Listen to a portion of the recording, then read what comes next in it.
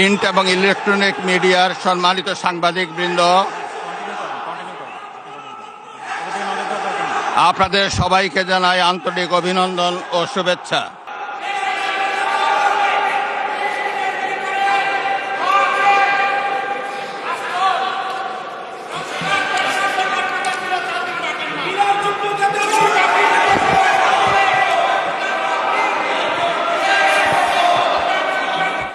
মাননীয় সদস্যবৃন্দ, সংসদের শৃঙ্খলা রক্ষা করুন।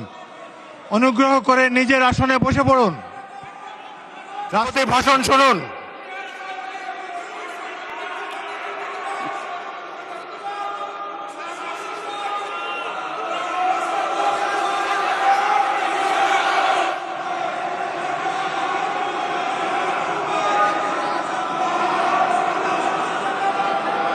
বিসমিল্লাহির রহমানির রহিম।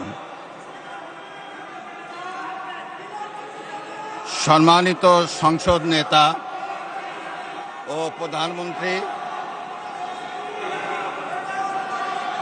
জনাব স্পিকার ও ডিপ্টি স্পিকার, হিজ এক্সেলেন্সিস,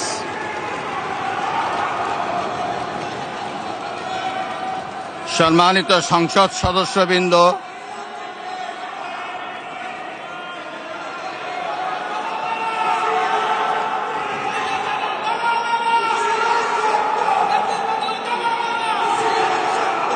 আমন্ত্রিত অতিথিবৃন্দ,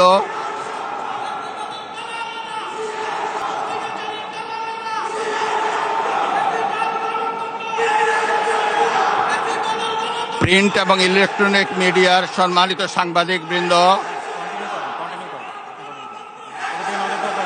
আপনাদের সবাইকে জানাই আন্তরিক অভিনন্দন ও শুভেচ্ছা।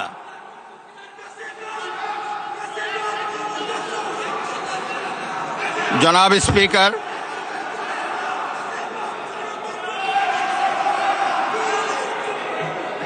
ত্রয়োদশ জাতীয় সংসদের এই উদ্বোধনী অধিবেশনে বাংলাদেশের ইতিহাসের এক ঐতিহাসিক মুহূর্ত।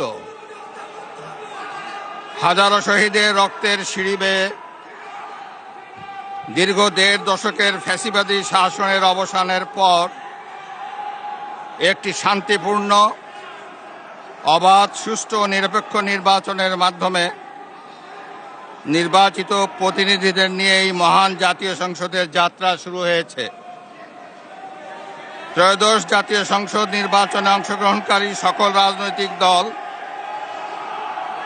আইন শৃঙ্খলা রক্ষাকারী বাহিনী সহ প্রজাতন্ত্রের কর্মচারীদের নিরলস পরিশ্রম এবং নির্বাচনে অংশগ্রহণকারী সকল রাজনৈতিক দল ও ব্যক্তি, আন্তরিক উদ্যোগ এবং সাধারণ জনগণের স্বতঃস্ফূর্ত অংশগ্রহণ গণতন্ত্রের ইতিহাসে একটি উজ্জ্বল দৃষ্টান্ত হয়ে থাকবে।